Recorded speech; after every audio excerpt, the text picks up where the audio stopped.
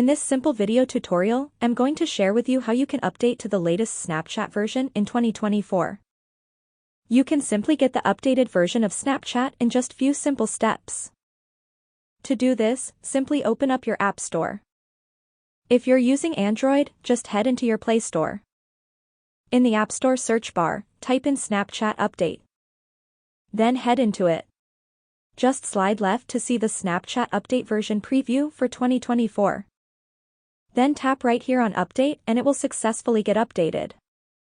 If you're having trouble to get the latest version, just simply make sure to check on your internet connection. That's how easy it is to update your Snapchat app to the latest version of 2024. If you have any questions, just let me know in the comments section down below. Please don't forget to leave a like, share and subscribe for more video tutorials like this one.